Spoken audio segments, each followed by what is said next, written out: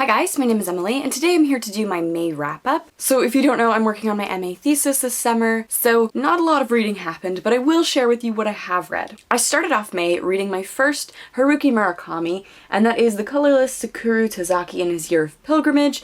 This was a little bit of a weird experience, and I've heard that this is not the greatest place to start with Haruki Murakami from Live at the Still Point, and I will link her video with her Haruki Murakami recommendations down below. This hasn't put me off reading Murakami. I'm still interested in checking out some of his other works, but this was a really weird experience.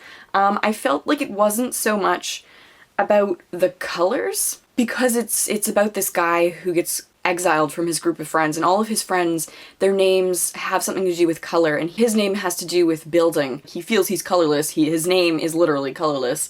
And I didn't see how his name connected to the colorlessness so much as like other themes that I saw in the book. If you're interested in seeing a full review on this, I can put that together. Alongside of this, we ended up reading The Island of the Colorblind. I read Oliver Sacks' The Man Who Mistook His Wife for a Hat and Other Clinical Tales last July for my genre exploration challenge.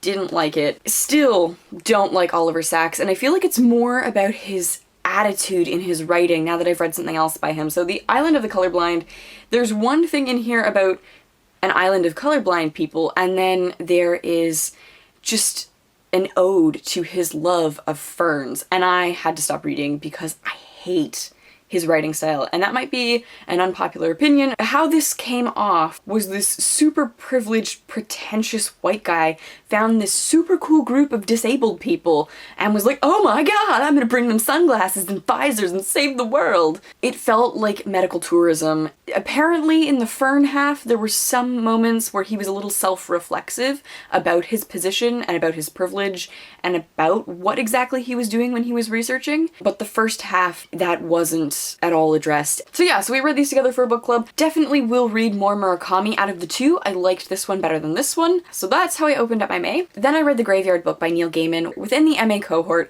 there's a group of people doing a thesis. And within the thesis group, there are 4 of us working on fantasy, and one of my peers is working on The Graveyard Book by Neil Gaiman. So we meet up once a week and we talk about each other's projects, and this was one book that I hadn't read, and so I've been working on reading some of the books that my friends have been reading and writing on, just so that I can contribute to the conversation on their projects. Like, I'm working on Harry Potter, and most people have read Harry Potter. So, like, they can offer all this feedback, and so I feel like, in order to offer equal amounts of feedback, that I should read some of their stuff. So I read The Graveyard Book. So this is about a boy named Nobody Owens, and he ends up being adopted by a graveyard and raised by the ghosts and creatures in this graveyard. This was really cute, really funny. I think I would have loved this as a child, just the spooky sort of gothic aspects of it. I think I prefer the setting and Nobody over Coraline. So I would highly recommend that you check this out if you haven't already. Then for my thesis, I read Towards a Recognition of Androgyny by Carolyn G. Heilbrun. Mostly I found this useful for definitions because it's nice to cite somebody else's definition of androgyny opposed to like me just making up what androgyny means in my paper. So it's nice to have this to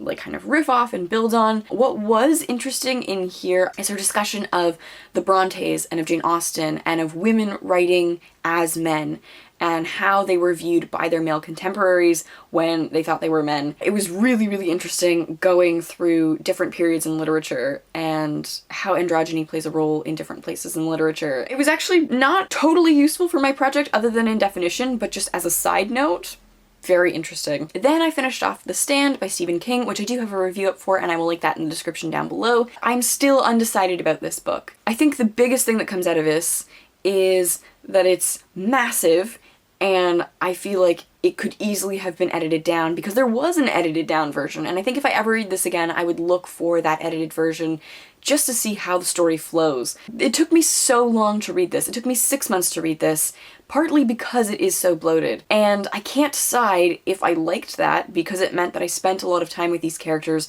or if I didn't like that because it really dragged the plot of the book. The Hobbalong started May 23rd with Assassin's Apprentice, and it runs until December 4th with Fool's Quest. I believe we're reading Robin Hobb's entire body of published works at this point in time in chronological order. I am super excited about this. I don't know if it's because I kept getting interrupted, but it took me forever to get through the first few chapters, and like it felt really jarring and like kind of rocky to get into, but once I got past like the first maybe 2 or 3 chapters, I was hooked. I devoured this in a couple of hours. I feel so bad for Fitz. Here you have somebody who genuinely is trying to succeed. He's making plans, he's trained, he's trying to use his skills, and like things just often don't work out. Which I liked. I really liked. I have picked up the second book, and the third book is also in the mail because I am so excited to see where this goes. I think what I'd like to do is, because the Hobbalong is divided up by series, I think I will try and review each series as I finish them and do like a spoilery discussion of each one. If you are like me and you've heard things about Robin Hobb and you're interested in reading her works but you never had the time for it, now might be the time, because a lot of people are reading her all together and there's a Goodreads group with lots of discussion going, which is nice. So I will link the info for that in the description down below. So that is my May wrap up. I think it was a pretty decent reading month considering that I also wrote about 80 pages of thesis stuff and I work a 9 to 5 every day writing and editing. Hopefully there's more reading over the rest of the summer. Let me know in the comments below how your May went. What was your favorite thing that you read in May? Thank you so much for watching, and I will see you soon. Bye!